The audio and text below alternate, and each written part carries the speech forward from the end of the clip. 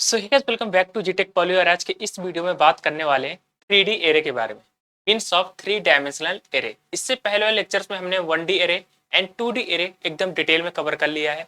अगर आप लोगों ने इन दोनों वीडियो को नहीं देखा है तो आप लोग पहले इन्हें देख लें, इन्हें समझ लें, फिर बाद में अगर इस वीडियो को समझेंगे, इस लेक्चर्स को एक्स देखेंगे तो ज़्यादा बेहतर से समझ पाएंगे। तो हमें पता है कि जो थ्री डायमेंशनल एरे है ये डिपेंड करता है सब स्क्रिप्ट पे। जितने भी हमारे एरे एरे के टाइप हैं वो सब स्क्रिप्ट पे डिपेंड करते हैं कि जितने सब स्क्रिप्ट रहेंगे उतने डायमेंशनल का हमारा एरे कहलाएगा। अगर वन सब स्क्रिप्ट है तो वन डायमेंशनल एरे कहलाएगा, अगर टू सब स्क्रिप्ट है तो टू डायमेंशनल एरे, ऐसे ही हमारा थ्री सब स्क्रिप्ट है तो थ्री डायमेंशनल एरे। चलिए उसे समझ लेते हैं कि और भी हमारे क्या क्या प्रॉपर्टी है थ्री डायमेंशनल एरे की। तो यहाँ पे आप लोग देख सकते हैं कि an array which has three सब स्क्रिप्ट। इस तरह की कुछ इस तरह से अगर एक एरे के अंदर तीन सब स्क्रिप्ट इस तरह से यूज किए गए हैं तो ये हमारा क्या कहलाएगा, थ्री डायमेंशनल एरे कहलाएगा। अब यहाँ पे जो इसका एक इंपॉर्टेंट पॉइंट और भी है, 3D array etch array of 2D array. जो हमारा 3D एरे होता है वो किसका एरे होता है, 2D एरे का एरे होता है। इसे हमेशा ध्यान में रखना है आप लोगों को, ठीक है। तो ये इंपॉर्टेंट इसका पॉइंट है कि 3D array etch array of 2D array. इसके बारे में हम आगे चर्चा करेंगे अभी, लेकिन फिलहाल इसे समझ लेते हैं हम कि सी लैंग्वेज के अंतर्गत इसका डिक्लेरेशन किस तरह से किया जाता है।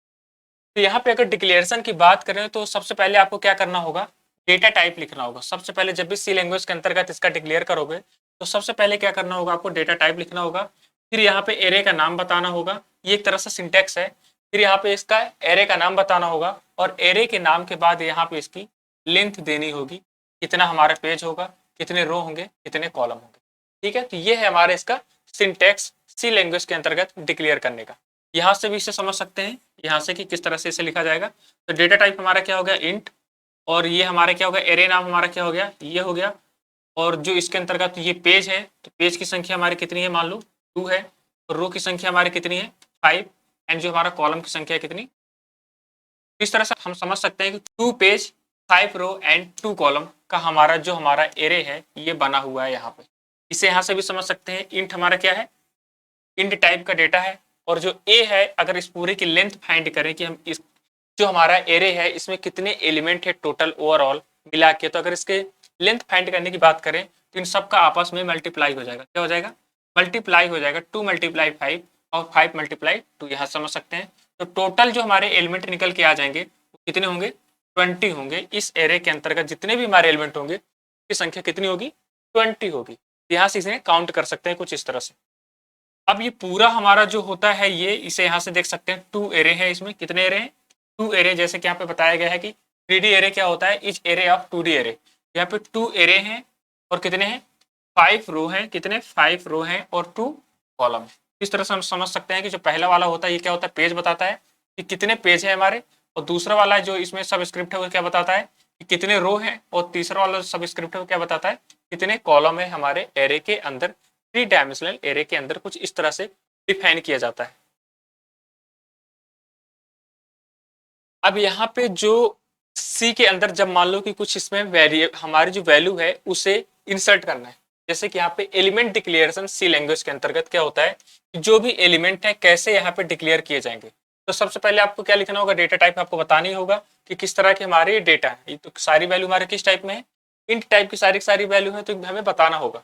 तो ये यहाँ पे बता दिया गया है कि किस टाइप की वैल्यू है, ये इंट टाइप की वैल्यू हमारी इंट टाइप का डेटा टाइप है।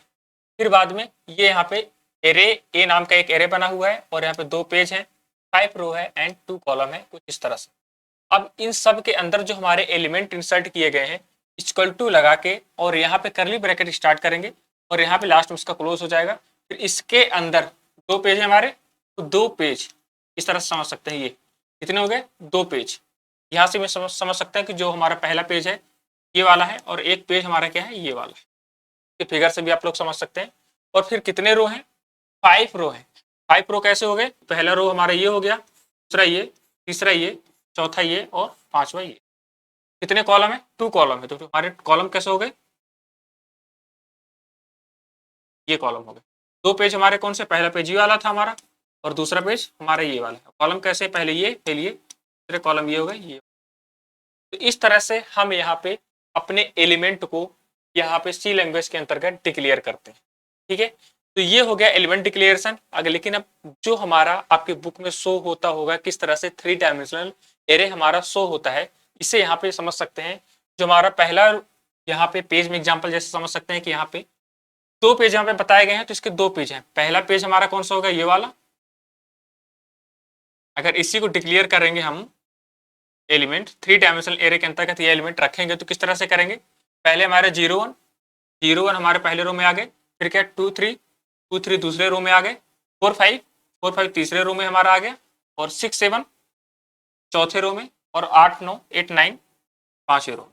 ठीक है, तो ये हमारा क्या बन गया, 2D एरे बन गया। क्या बन गया, 2D एरे बन गया। लेकिन हमारा 3D एरे क्या होता है, एरे ऑफ 2D एरे। तो इसके पीछे अभी तो हमारा 2D एरे ये वाला है, लेकिन हमारा 3 डायमेंशनल एरे क्या होता है, जस्ट इसके पीछे एक पेज और हमारा बना हुआ है, ये देख सकते हैं, एरे ऑफ एरे हमारा ये हो गया। अगर इसी को अलग अलग पेज में डिक्लेयर कर देंगे तो अलग अलग पेज में कैसे निकलेगा, पहले वाला जो आपका फ्रंट पेज है इसका वो यहाँ पे आएगा, यहाँ पे आप लोग देख सकते हैं, और जस्ट इसके जो पिछले वाला पेज है, पीछे वाला, वो यहाँ पे आप लोग देख समझ सकते हैं, ये है इसका पिछले वाला पेज। ये हो गया पेज 1 और ये हो गया हमारा पेज 2। इस तरह से कुछ हमारा 3 डायमेंशनल एरे डिक्लेयर किया जाता है, शो किया जाता है। ठीक है, तो ये हो गया इसका एलिमेंट डिक्लेरेशन। और यहाँ पे कैसे ये शो होता है, कैसे दिखता है हमारा 3 डायमेंशनल एरे, कुछ इस तरह से दिखता है। तो यहाँ पे जैसे बताया गया, यहाँ पे 2 पेज होंगे तो 2 पेज हो गए। कितने रो हैं, 5 रो हैं तो 5 रो हमारे इसमें हो गए। कितने कॉलम है, 2 कॉलम है तो 2 कॉलम यहाँ से आप लोग समझ सकते हैं। इससे हमने अलग अलग पेज निकाल के यहाँ पे समझा दिया कि पहला पेज हमारा क्या है, ये हो गया, और दूसरा जो ये वाला पेज है ये हमारा ये। पहला वाला पेज कौन था, ये। कुछ इस तरह सभी ने मर्ज कर देंगे, अगर एक एक के जस्ट पीछे लगा देंगे तो कुछ इस तरह से तो होने लगे। आई होप आप लोगों को ये छोटा सा जो इसका एग्जाम्पल था समझ में आया होगा। अब यहाँ पे अगर बात करें कि जो हमारा 3 डायमेंशनल एरे है, इसे मेमोरी के अंतर्गत किस तरह से रिप्रेजेंट किया जाएगा, तो हमें पता है कि सो चाहे जिस तरह से हो, लेकिन जो मेमोरी के अंतर्गत रिप्रेजेंटेशन होता है एरे का, ये 1D फॉर्म में ही होता है। हमारा जो है एरे क्या है, 3 डायमेंशनल एरे में है, 3D एरे के फॉर्म में है, लेकिन जो मेमोरी के अंदर अगर रिप्रेजेंटेशन की बात की जाए तो ये हमेशा 1D फॉर्म में ही रिप्रेजेंट होंगे। अब जो हमारा 3 डायमेंशनल एरे, जैसे कि हमने 2 डायमेंशनल एरे में पढ़ा था कि रो वाइज और कॉलम वाइज टू फॉर्म में हमारे रिप्रेजेंट होते हैं मेमोरी के अंदर, वैसे ही हमारा जो 3 डायमेंशनल एरे 3D एरे है, सेम एज हमारा ये भी रिप्रेजेंट होगा मेमोरी के अंदर 2 फॉर्म में ही। पहला है रो मेजर मेथड और दूसरा है कॉलम मेजर मेथड। जो हमारा रो मेजर मेथड होता है वो सी लैंग्वेज के अंतर्गत यूज किया जाता है, लेकिन जो हमारा कॉलम मेजर मेथड होता है ये मैटलैब लैंग्वेज के अंतर्गत यूज किया जाता है। तो यहाँ पे अगर रो मेजर मेथड की बात करें तो इसे ही अब हम रो के फॉर्म में रिप्रेजेंट करेंगे, 1D फॉर्म में रिप्रेजेंट करेंगे। तो अगर पहले वाले को देखें रो मेजर रिप्रेजेंटेशन में, तो सबसे पहले हमारे कितने एलिमेंट है, हमने काउंट करके देखा था 20 एलिमेंट है। यहाँ से हमने ये काउंट करके देखा था कितने एलिमेंट है, 20 एलिमेंट है। तो 20 एलिमेंट मतलब कि 20 हमने बॉक्स यहाँ पे डिक्लेयर कर दिया। ठीक है, तो ये हमारा पूरा यहाँ पे इसे मेमोरी मिल गई है। यहाँ पे जैसे यहाँ पे हमने डिक्लेयर किया, मान लो इसे मेमोरी पूरी मिल गई है हमारा, और यहाँ पे पूरे हमारे एलिमेंट को डिक्लेयर करने के लिए बॉक्सेस हमें मिल चुके हैं। तो यहाँ पे अगर सबसे पहले बात करें रो वाइज रिप्रेजेंट करने के लिए, तो हमारे रो कौन कौन से हैं, 0 1 2 3 4 5 6 7 8 9। फिर क्या है हमारा 10 11 12 13 14 15 16 17 एंड 18 19। तो इस तरह से कुछ हमारे रो हैं। तो बस इन्हीं नंबर को हम यहाँ पे डिक्लेयर कर देंगे। पहला क्या था हमारा 0 1 2 3 4 5 6 7 और 8 9। ये हमारे हो गए पहले पेज के जितने एलिमेंट थे, हमने इसे रो के फॉर्म में रिप्रेजेंट कर दिया। अब जो हमारा पेज 2 है, सेकेंड पेज है, इसमें कोई किस तरह से हमारे एलिमेंट है 10 11 12 13 14 15 16 17 और हमारा क्या है लास्ट में 18 और 19। इस तरह से हम लोग जितने भी इसके अंतर्गत एलिमेंट थे, हमने इसे रो के फॉर्म में रिप्रेजेंट कर दिया, 1 डायमेंशनल एरे के फॉर्म में मेमोरी के अंतर्गत रिप्रेजेंट कर दिया। यहाँ से आप लोग देख सकते हैं। अब यहाँ पे इनका कुछ अपना एक एड्रेस है सबका, जैसे ये है हमारा, इसका जो 0 एलिमेंट है इसका कुछ हमारा एड्रेस क्या है 1 0 0, इसे हम बोल देते हैं बेस एड्रेस। तो यहाँ पे 100 के बाद डायरेक्ट 102 आ रहा है, फिर 102 के बाद 104 आ रहा है। इसका मतलब क्या है, जो हमारे इसके अंतर्गत एलिमेंट रखे गए हैं ये इंट डेटा टाइप के, और इंट का हमने साइज पिछली वीडियो में देखा था कितने बाइट का है, 2 बाइट का है। 2 बाइट का मतलब क्या होगा, यहाँ पे 2 एड्रेसेस आएंगे, पहला वाला और ये एक इसका आएगा दूसरा वाला। तो पहला वाला हमारा क्या हो गया 100, दूसरा वाला क्या हो गया 101। फिर यहाँ पे इसका, इसीलिए यहाँ पे जो 101 है इसे हमने इग्नोर कर दिया, इसे छोड़ दिया, और जिसका पहला वाला एड्रेस था हमने यहाँ पे रख लिया। सबका पहला वाला एड्रेस यहाँ पे रखा गया है 100, 102, 104, 106 इस तरह से। इसलिए यहाँ पे एक एक का हमारे यहाँ पे गैप दिख रहा है आपको एड्रेस में। अब इसे मान लो हमें कॉलम वाइज रिप्रेजेंट करना है अपने 3D एरे को। तो कॉलम वाइज रिप्रेजेंट करने का हमारा तरीका थोड़ा सा डिफरेंस है रो की अपेक्षा। तो रो की अपेक्षा हमारा क्या हो रहा था, रो में क्या हो रहा था 0 1 2 3 4 5 6 7 इस फॉर्म में हो रहा था। लेकिन जैसे ही हम कॉलम वाइज इसे रिप्रेजेंट करेंगे मेमोरी के अंदर, तो इसका थोड़ा सा तरीका अलग है। कैसे, जैसे इसमें कॉलम में करेंगे तो पहले ये चीज हमारा रखा जाएगा, फिर इसके जस्ट पीछे वाला जो एलिमेंट यहाँ पे रखा गया है, फिर ये वाला रखा जाएगा, फिर इसके पीछे जो यहाँ पे एलिमेंट रखा गया वो। इसे हम अलग अलग अगर कर देंगे तो कुछ इस फॉर्म में 2 पेज हमारे बन गए, पहला पेज ये, पहला दूसरा पेज ये। तो पहला हमारा क्या था 0, फिर अगर इसके जस्ट पीछे देंगे तो देखेंगे तो क्या आएगा 10, फिर दूसरा हमारा क्या है 2, और इसके जस्ट पीछे देखेंगे तो क्या आएगा 12, 4 के जस्ट पीछे देखेंगे क्या आएगा 14, 6 के पीछे क्या आएगा 16, 8 के पीछे क्या आएगा ऐसे ही 18। तो अब इसे मेमोरी में हम इसे इंसर्ट कर देंगे। तो कॉलम वाइज रिप्रेजेंट करने के लिए हमारा क्या है, सबसे पहले क्या था 0, सबसे पहले में आ जाएगा 0, फिर बाद में क्या आ जाएगा 0 के बाद जस्ट इसके अपोजिट में क्या आ रहा है 10, यहाँ पे 10 रखा जाएगा, 10 हो गया। फिर क्या है 2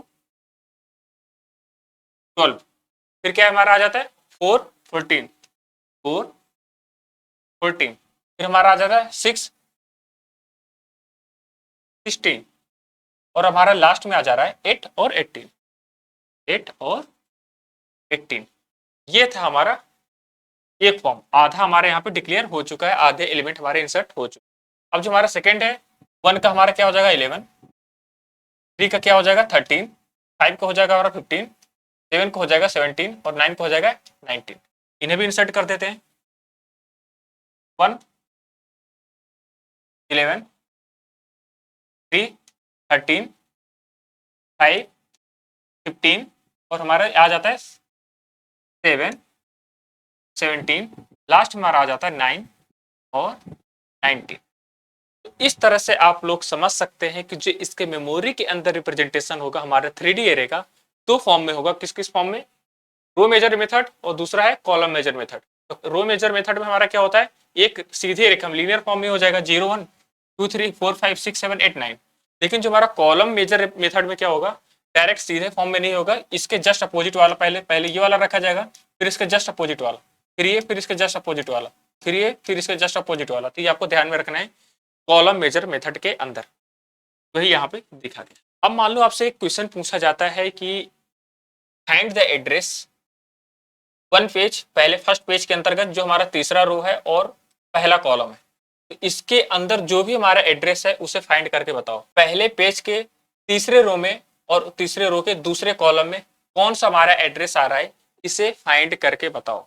इसके अंतर्गत अपने 3D एरे के अंतर्गत। तो इसे कैसे फाइंड करेंगे, तो पहला पेज हमारा कौन सा, इसमें पहला पेज हमारा क्या है, अब पहले पेज में अंतर्गत क्या आ रहा है तीसरा रो, तो तीसरा रो हमारा कहाँ पे आ जाएगा ये।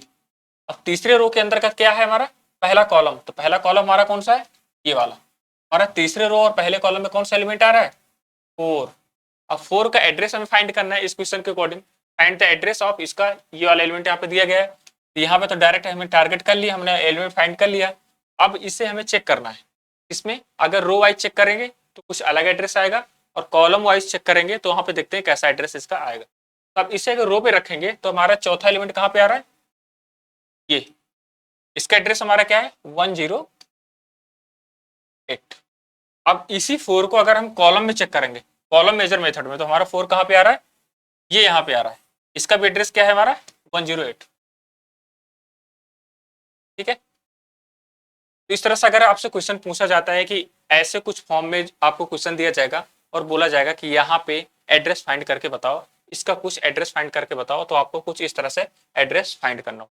अब मान लो यहाँ पे मैं इसका एड्रेस फाइंड करना, तो मैं इसे अगर रो में फाइंड कर रहा हूँ तो रो पे हमारा कहाँ है 5, ये यहाँ पे 5 है, इसका एड्रेस क्या है हमारा 110 ये। अब इसी 5 को अगर मैं कहाँ पे ढूंढूं कॉलम वाइज में, तो कॉलम वाइज जो मेजर मेथड है हमारा, तो 5 हमारा कहाँ पे आ रहा है, यहाँ पे 5 5 ये। अब यहाँ पे देखिए इसका एड्रेस चेंज हो चुका है, कितना आ रहा है इसका एड्रेस 128 128। तो इस तरह से हमारे अलग अलग टाइम पे अलग अलग जब भी फाइंड करेंगे तो उनका एड्रेस चेंजेस हो सकते हैं। तो ऐसे किस तरह से एड्रेस फाइंड किया जाता है, तो आप लोग यहाँ से समझ सकते हैं कि हमारे एरे के अंदर का जब भी एड्रेस फाइंड करना होगा कुछ इस फॉर्म में हमें एड्रेस फाइंड करना होगा, कुछ इस तरह से हम एड्रेस फाइंड कर सकते हैं। ठीक है, तो आई होप आपको ये सारी चीजें समझ में आई होंगी बहुत अच्छे से, मैंने अपने तरफ से पूरा समझाने की कोशिश की। अब यहाँ पे एप्लीकेशन ऑफ एरे कुछ आ जाते हैं कि एरे का यूज कहाँ कहाँ पे किया जाता है हमारे प्रोग्रामिंग के अंदर, डेटा स्ट्रक्चर के अंतर्गत कहाँ कहाँ पे हम एरे का यूज करते हैं। ठीक है, तो पहला इसमें पॉइंट है array are use to store list value. List value को स्टोर करने के लिए हमारा एरे यूज किया जाता है, जो भी वैल्यू होंगी लिस्ट के फॉर्म में होंगी और उन्हें स्टोर करने के लिए हम एरे का यूज कर सकते हैं। सेकेंड पॉइंट इसमें आ रहा है कि array are use to perform matrix operation. Matrix operation का मतलब क्या है, आप लोगों ने मैथ में पढ़ा होगा, जब भी मैट्रिक्स में ऑपरेशन परफॉर्म किए जाते हैं तो मल्टीपल टाइप के ऑपरेशन हो सकते हैं, चाहे दो मैट्रिक्स को सम करना हो या फिर मल्टीप्लाई करना हो। ये सारी चीजें हम अपने डेटा स्ट्रक्चर के अंतर्गत कर सकते हैं। एरे की हेल्प से मैट्रिक्स को मल्टीप्लाई भी कर सकते हैं और सम भी कर सकते हैं। तो दूसरा हमारा क्या था, array are use to perform matrix operation. तीसरा पॉइंट हमारा क्या है कि array are use to implement searching algorithm. Searching algorithm का मतलब क्या होता है कि किसी भी एलिमेंट को सर्च करना। अब हमारे डेटा स्ट्रक्चर के अंतर्गत एरे के अंतर्गत दो मेजर सर्चिंग आ जाते हैं जिनका नाम है लीनियर सर्च, दूसरा है बाइनरी सर्च। इनके बारे में हम डिटेल में चर्चा करेंगे, लीनियर सर्च और बाइनरी सर्च के बारे में। लेकिन जो हमारे सर्चिंग की दो तरह से होती है, एक लीनियर सर्च और बाइनरी सर्च, इसे आपको ध्यान। तीसरा इसमें पॉइंट में आ जाता है कि array are use to implement sorting algorithm. अब एरे का यूज किसी भी एल्गोरिथम को सॉर्ट करने के लिए भी किया जा सकता है। तो सॉर्टिंग का मतलब होता है कि किसी भी चीज को जितने भी एलिमेंट हैं ऑर्डर वाइज उन्हें सॉर्ट करना, चाहे फिर इंक्रीजिंग ऑर्डर में हो या फिर डिक्रीजिंग ऑर्डर में हो। तो सॉर्टिंग भी हमारे कई कई टर्म में हो सकते हैं, heap sort, merge sort, selection sort. इस तरह से हम सॉर्ट के बारे में आगे डिटेल में चर्चा करेंगे। तो एरे का यूज क्या किसके लिए किया जाता है, इम्प्लीमेंट सॉर्टिंग एल्गोरिथम। अब नेक्स्ट पॉइंट हमारा क्या है, array are use to implement stack and queue. अब यहाँ पे स्टैक एंड क्यूब अभी हमने पढ़ा था, जब भी इसका स्ट्रक्चर क्लासिफिकेशन देखा था डेटा स्ट्रक्चर का, तो वहाँ पे हमने थोड़ा बहुत पॉइंट ओवरव्यू देखा था कि स्टैक क्या होता है, क्यू क्या होता है, स्टैक किस कॉन्सेप्ट पे वर्क करता है और क्यू किस कॉन्सेप्ट पे वर्क करता है। तो हमने थोड़ा सा एग्जाम्पल यहाँ पे देखा था। तो हमारा जो एरे होता है, एरे क्या करता है, यूज किया जाता है इम्प्लीमेंट स्टैक एंड क्यू, कि स्टैक एंड क्यू को इम्प्लीमेंट करने के लिए भी हमारा एरे का यूज किया जाता है। नेक्स्ट इसमें लास्ट पॉइंट क्या है कि array are use to represent sparse matrix.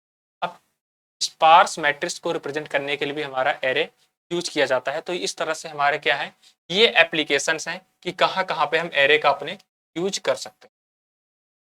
ठीक है, तो ये हमने आज पढ़ लिया आज के इस लेक्चर्स में कि जो हमारा 3 डायमेंशनल एरे है किस तरह से ये क्रिएट किए जाते हैं, किस तरह से शो होता है और मेमोरी के अंदर किस तरह से रिप्रेजेंट किया जाता है, फिर उस एलिमेंट का किसी पर्टिकुलर एलिमेंट का किस तरह से एड्रेस फाइंड किया जाता है। तो आई होप आपको सारे पॉइंट एकदम डिटेल में समझ में आए होंगे। और अगर कोई भी आपको क्वेरी होती है तो आप कमेंट सेक्शन में पूछ सकते हैं हमसे, हम हमारी तरफ से पूरा उसका रिप्लाई देने की। और अगर आप लोगों ने अभी तक हमारा इंटरनेट एंड वेब टेक्नोलॉजी का कोर्स एक्सेस नहीं किया है, लेक्चर्स एक्सेस नहीं है, तो डिस्क्रिप्शन में आपको लिंक मिल जाएगी, वहां से क्लिक करके IWT के वीडियो लेक्चर्स आप लोग देख सकते हैं, एक्सेस कर सकते हैं। हमारी तरफ से बहुत अच्छे से समझाने की कोशिश की गई है, आप लोग उसे enjoy. Thank you so much guys, मिलते हैं अपने नेक्स्ट वीडियो में। आप आने वाले लेक्चर्स देखना ना भूलें।